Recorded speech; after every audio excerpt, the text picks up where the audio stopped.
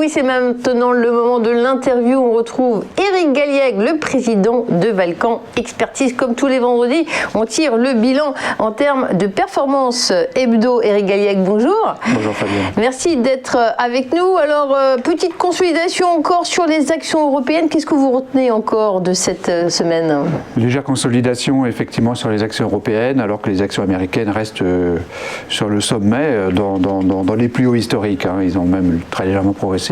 Ils restent donc à des niveaux particulièrement élevés, alors que l'euro s'est stabilisé après avoir pas mal baissé. On est passé à 1,18, on va aller à 1,23 il y a quelques temps. Donc au total, finalement, peu de variations significatives en tout cas cette semaine. Alors les statistiques, on les suit toujours, surtout quand c'est des informations au niveau américain. Et puis il y en a qui font un peu flop. Si on regarde l'inflation aux États-Unis, pourtant il y avait des choses à voir dans cette stat. Bah oui, c'est quand même 5,4% en rythme annuel. C'est quelque chose de très important. C'est au plus haut depuis 2008, comme le montre le graphique. C'est bien sûr lié à la reprise économique, à certains effets de base et à un côté transitoire. C'est ce que s'est empressé de rappeler M. Powell, donc le président de la Fed. Et les marchés, bien sûr, ont accepté cette perspective de voir l'inflation rebaisser après la hausse importante. Alors qu'aujourd'hui, effectivement, on en est toujours à cette accélération de l'inflation, donc 5,4 pour les prix à la consommation après 5% le mois dernier. On est à 7% sur les produits, sur l'inflation à la production, sur le PPI, comme on dit. Donc c'est quand même beaucoup.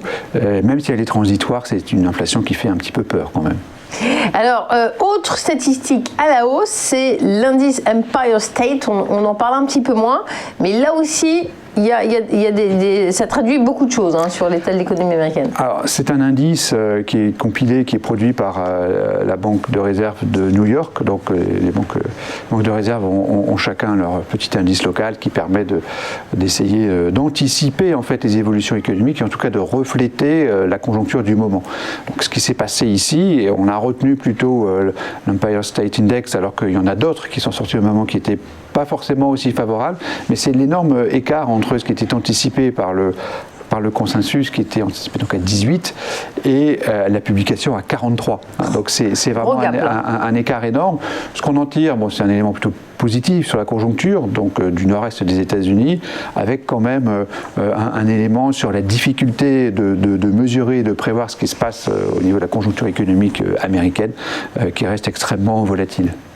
Alors, des États-Unis, on passe à l'autre bout du globe en parlant de la Chine.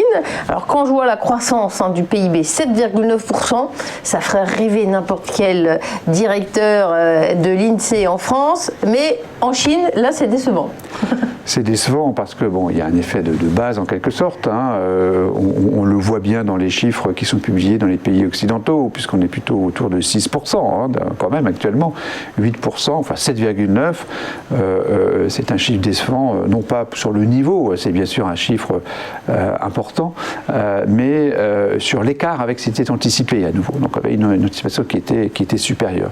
Puis surtout, ce que nous on relève, c'est la décroissance attendue de ces taux donc de croissance de trimestre à trimestre, donc du troisième trimestre 2021 par rapport au troisième trimestre 2020 par exemple.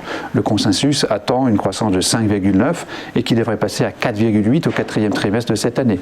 Donc qu'il faut bien voir, c'est la décélération importante de la Chine, ce qui confirme l'actualité des déclarations de certains officiels chinois qui veulent donc prendre des mesures de relance monétaire et budgétaire, ce qui a déjà été fait, déjà été annoncé pour la partie monétaire la semaine dernière.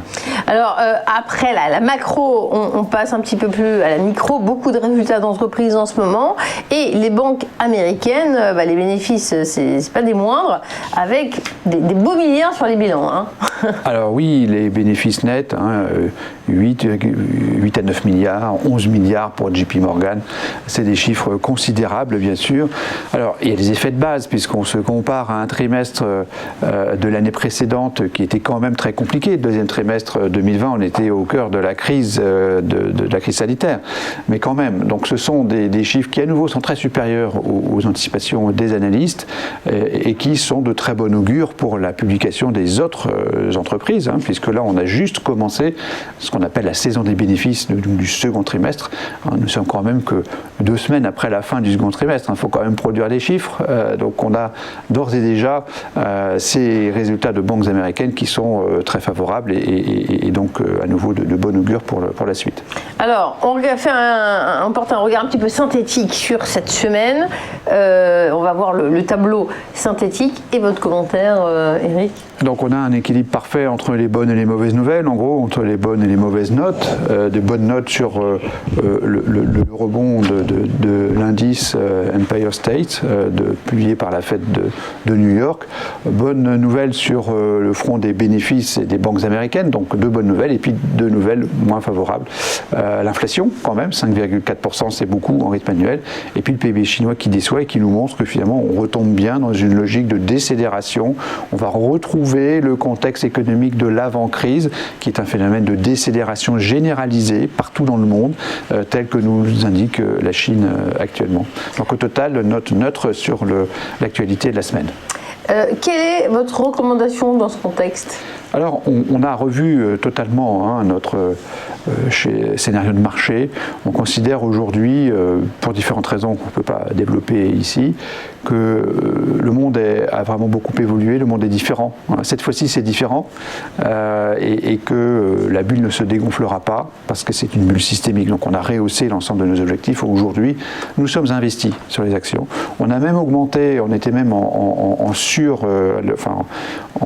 surpondération des actions pendant quelques jours quand on a été un petit peu en dessous de 6400 points, qui est un petit peu notre borne en deçà de laquelle on surpondère les actions.